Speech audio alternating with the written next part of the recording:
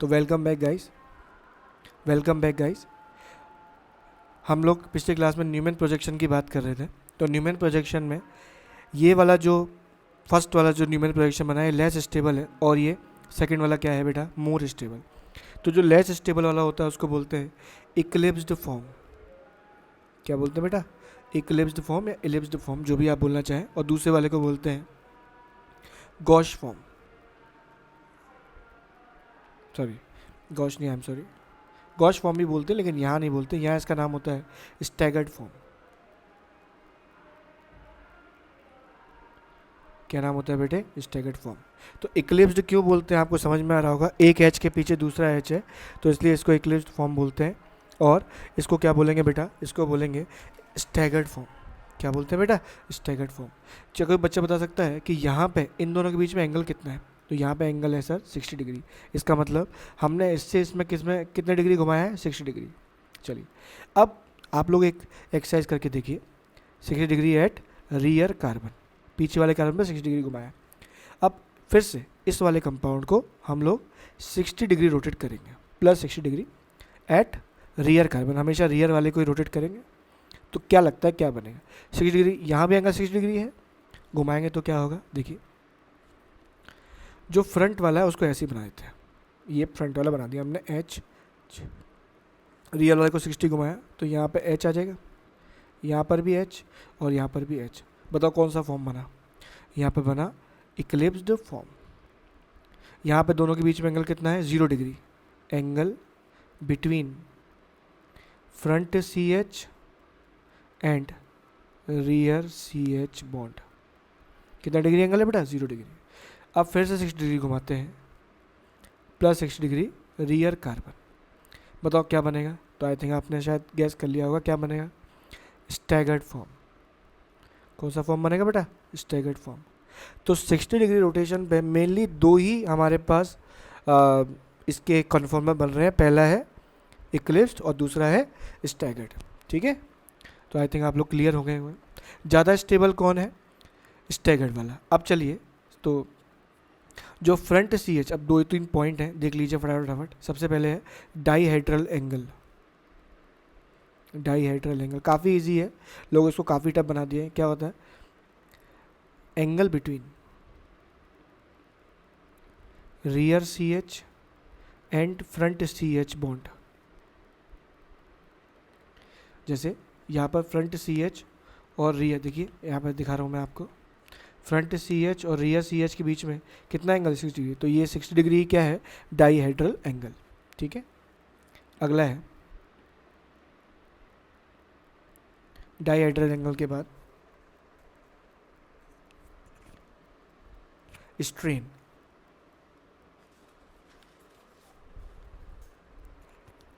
टोरोशनल strain. क्या नाम बेटा, torsional strain. The repulsion between, बहुत ही ईजी है, the repulsion between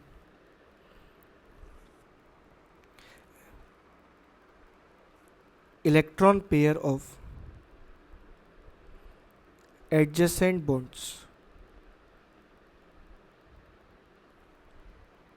is called as toroidal strain.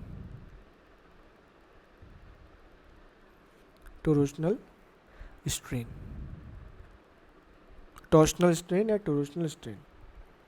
यहाँ पर ये ओ नहीं आएगा, torsional strain, TORS, torsional strain. ठीक है बेटा, देखिए जैसे यहाँ पर ये एक CH बॉन्ड है, एक ये CH बॉन्ड है, ये दोनों एक दूसरे के आमने सामने हैं। तो यहाँ पर TS टोरोशनल स्ट्रेन क्या होगा, मैक्स होगा, और यहाँ पर टोरोशनल स्ट्रेन क्या होगा, मिनिमम होगा।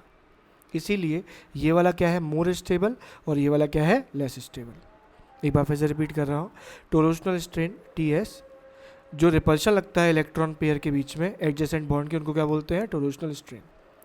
यहाँ पर टोरोशनल स्ट्रेन मैक्सिमम है क्योंकि ये दोनों बहुत ही पास है। यहाँ पे मैक्सिमम डिस्टेंस इतना ही हो सकता है इसके और इसके बीच में 60 डिग्री रोटेशन पे। तो टोरोशनल स्ट्रेन क्या आएगा, मिनिमम। इसीलिए ये वाला मोर स्टेबल और ये वाला लेस स्टेबल। ठीक है बेटे, चलिए अगला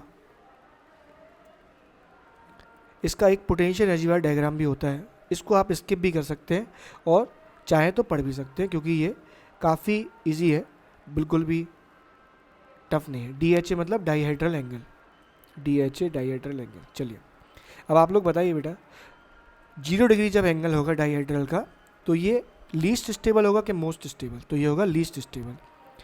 अब केमिस्ट्री में एक रूल चलता है कि स्टेबिलिटी जिसकी कम है उसकी एनर्जी ज़्यादा होगी, ठीक है ना। तो यहाँ 0 डिग्री एंगल है तो सबसे पहले एनर्जी ज़्यादा होगी। अब एंगल कितना करते बताओ, कितना करना चाहिए? 60 डिग्री। तो आप लोग पहले मैं ग्राफ बनाया तो आपको समझ में आ जाएगा, जिससे इस तरीके ग्राफ देखिए, यहाँ पर ये सब एक ही लाइन में है, चलता जाएगा ऐसे। 0 डिग्री जब एंगल था, ध्यान देखिए बेटे, जब 0 डिग्री एंगल था तब स्ट्रेन क्या था? मैक्सिमम, और उसकी स्टेबिलिटी क्या थी? कम। 60 डिग्री पे ये सबसे ज़्यादा स्टेबल था, 60 डिग्री पे सबसे ज़्यादा क्या था? स्टेबल। तो सबसे ज़्यादा स्टेबल था तो सबसे कम एनर्जी होगी, तो देखो 60 डिग्री पे एनर्जी क्या आ गई? कम। अब फिर से 60 डिग्री घुमाया तो फिर से क्या होगा? इक्लिप्स फॉर्म बन जाएगी, स्टेबिलिटी कम हो जाएगी तो एनर्जी बढ़ जाएगी। ये दोनों भी सारे सेम लाइन में है, सारे भी समझ गए। फिर से 60 डिग्री घुमाया तो अभी कितना एंगल हो गया? 120। फिर 60 घुमाया तो 180, फिर 60 घुमाया तो 240, फिर 60 घुमाया तो 300 और फिर 60 घुमाया तो 360 डिग्री। इस तरीके से पोटेंशियल एनर्जी डायग्राम बनेगा। जहाँ पर स्टेबिलिटी कम है वहाँ पर एनर्जी ज़्यादा, जहाँ पर स्टेबिलिटी ज़्यादा है वहाँ पर एनर्जी कम। बस इस तरीके से ग्राफ बना देना है, शेप सबका यही आता है, ठीक है। तो आपको बहुत ही ईजी तरीके से समझ में आ जाएगा। अब आप होमवर्क क्या कीजिए, आप लोग होमवर्क क्या कीजिए कि CH3, CH2 और CH3 प्रोपेन का कन्फॉर्मर्स बना के चेक कीजिए। कैसे चेक करेंगे? C1 और C2 से, मतलब एक कार्बन पे 3 H लगाएंगे, एक कार्बन पे 2 H और एक CH3 लगाएंगे, ठीक है। 2 बनेंगे। 60 डिग्री रोटेट कीजिए और बना के देखिए, ठीक है बेटे। ये आपका होमवर्क है, इसको ट्राई कीजिए। अगर नहीं बने तो कमेंट्स में मुझे बताइए, मैं उसका सॉल्यूशन PDF बना के अपलोड करूँगा, ठीक है।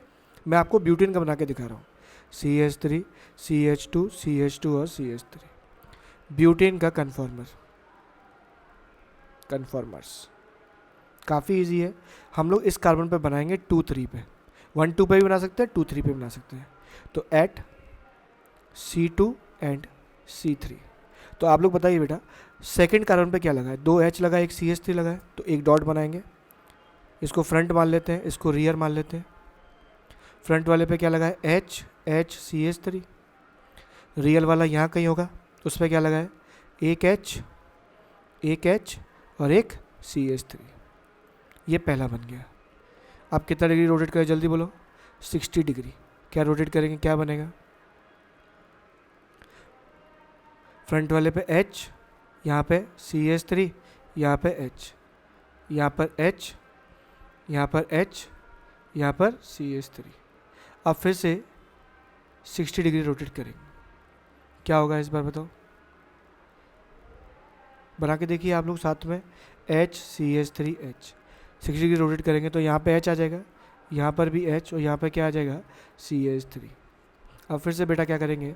60 डिग्री रोटेट, ये 2 वाला है और ये वाला 3 वाला, यहाँ पर प्लस 60 डिग्री, ठीक है ना। हर बार 60 डिग्री घुमा रहे हैं पिछले वाले से। H CH3,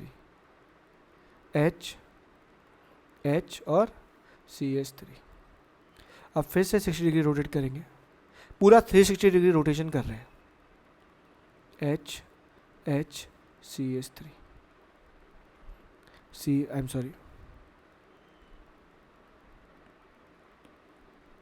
यहाँ पे आ जाएगा। अब CH3 यहाँ पे आ रहा है, यहाँ पे आ रहा है H और यहाँ पर आ रहा है H। अब फिर से एक बार और लास्ट टाइम 60 डिग्री रोटेट करेंगे, क्योंकि देखो 60, 120, 180, 240 और 300, और 360 करेंगे तो फर्स्ट वाला ही बन जाएगा, है ना। तो 360 डिग्री घुमाएंगे तो सेम मॉलिक्यूल रिपीट होना ही है। आप भी 360 घूमोगे तो आप तो वैसे जैसे स्टार्ट करोगे बिल्कुल वैसे ही पहुंच जाओगे, ये इस तरीके से। तो ये हो गया 4, या इसको 4 मत डालिए आप, अभी कोई नंबर मत डालिए। अब बेटा इनको हम एनालाइज करके बताएंगे कि ये कितने बने हैं। तो अभी आपको क्या लग रहा है कि 6 बने हैं, पर आप इसको ढंग से देखोगे तो देखिए बेटा आप, यहाँ H के साथ CH3, यहाँ भी H के साथ CH3 है, ऐसा ही यहाँ पे भी लिखा है। इसका मतलब ये वाला और ये वाला आइडेंटिकल है। देखो HH CH3 CH3 CH3 H, HH CH3 H CH3 H। इसका मतलब अगर ये 1 है तो ये भी क्या है 1। बोलो सही है? ठीक है। अब देखिए ये वाला, इसमें CH3 के एकदम अपोजिट में है CH3, H के बीच में H, H के बगल में H। देखिए ऐसा कौन सा है? ऐसा कोई नहीं है, इसका मतलब ये 2 नंबर है। ठीक है। अब देखिए ये वाला और ये वाला आइडेंटिकल है एकदम। देखो H के बगल में H, H के बगल में H, H के बगल में H, H के बगल में H और CH3 के बगल में CH3। इसका मतलब अगर ये 3 है तो ये भी क्या है बेटा 3। और ये वाला जो है ये भी इस जैसा भी कोई नहीं है, और ये वाला कौन सा हो जाएगा अपना 4th वाला। टोटल कितने बने? डिफरेंट देखो बेटा, डिफरेंट टोटल बने हैं। एक तो ये, दूसरा, तीसरा और ये 4th वाला, 4 डिफरेंट बने हैं कि नहीं बेटा? तो यहाँ पर अगर हम देखें तो सबसे ज़्यादा स्टेबल कौन है? सबसे ज़्यादा स्टेबल है जिसमें CH3 और CH3 अपोजिट साइड है। इसको बोलते हैं इसको बोलते हैं एंटी फॉर्म। कौन सी फॉर्म बोलते हैं? Anti form. और ये जो एंटी फॉर्म होता है ये मोस्ट स्टेबल होता है। क्या होता है? Most stable. क्यों? जब भी बड़े ग्रुप अपोजिट साइड पे लगे हो, अपोजिट एकदम, तो उसको क्या बोलते हैं? एंटी, और वो सबसे ज़्यादा स्टेबल होता है। सर अभी तो आपने बताया था कि 60 डिग्री रोटेट करने पर स्टेबल हो जाता है। यस स्टेबल है, सबसे ज़्यादा स्टेबल नहीं है। जैसे ये 3rd वाला और ये वाला भी, इनका नाम हो जाएगा गॉश फॉर्म। ये भी स्टेबल है लेकिन ये उतना ज़्यादा स्टेबल नहीं है जितना स्टेबल ये है। क्यों नहीं है मैं आपको बता देता हूँ। जैसे जैसे ग्रुप का साइज बढ़ता है उनके बीच में क्या लगता है? रिपल्शन, स्टेरिक रिपल्शन या वेंडर वॉल रिपल्शन। तो रिपल्शन की वजह से इनकी स्टेबिलिटी क्या हो जाती है? कम। तो सबसे ज़्यादा स्टेबल होता है एंटी, उसके बाद होता है गॉश, उसके बाद क्या आएगा बेटा? अगर हम देखें 1 वाले और 4 वाले में बताइए कम स्टेबल कौन है? तो ये 4 वाला है। बिल्कुल सही आपने गैस किया होगा कि CH3 और CH3 पास में सबसे ज़्यादा रिपल्शन लगेगा। तो ये वाला क्या होगा? Least stable. वे इसको बोलेंगे फुली इक्लिप्स्ड फॉर्म, और ये लीस्ट स्टेबल होगा। और फर्स्ट वाला जिसमें CH3 किसके साथ में? H में, ये भी इक्लिप्स्ड फॉर्म है। देखो एक के पीछे एक आएगा ना, अभी बताया था इक्लिप्स्ड फॉर्म। पर ये क्या होगा? ये लेस स्टेबल होगा लेकिन लीस्ट नहीं होगा। लीस्ट कब क्यों नहीं हुआ? क्योंकि यहाँ पे CH3 के साथ में कौन है? H। यहाँ पे CH3 के साथ में कौन है? CH3। ठीक है बेटा। तो इसके ब्यूटेन के टोटल कितने कन्फॉर्मर बनते हैं? 4। एक होता है एंटी, एक होता है गॉश, एक होता है फुली इक्लिप्स्ड और एक होता है पार्शियली इक्लिप्स्ड फॉर्म। ठीक है बेटा। तो आई थिंक आपको एक कन्फॉर्मर समझ में आया होगा। नेक्स्ट आप लोग एक होमवर्क और कीजिए कि CH3 CH2 CH2 CH2 CH3 pentane का ये C2 और C3 से कन्फॉर्मर बनाने की कोशिश कीजिए और रोटेशन कराइए। एक ये वाला और दूसरा ब्यूटेन का CH3 CH2 CH2 CH3 1 और 2, ये 1-2 कार्बन से कन्फॉर्मर बनाने की कोशिश कीजिए। बिल्कुल आप बना पाएंगे, अपने ऊपर कॉन्फिडेंस रखिए और ये हो जाएगा। नेक्स्ट क्लास में हम लोग पढ़ेंगे कन्फॉर्मर्स ऑफ साइक्लोब्यूटेन। ठीक है, cyclohexane. Conformers of cyclohexane last topic है एल्केन का, और नेक्स्ट क्लास में हम लोग साइक्लोहेक्सेन का कन्फॉर्मर कंप्लीट करने के बाद एल्कीन अपना जो नेक्स्ट चैप्टर है उस पर जाएंगे। Thank you very much.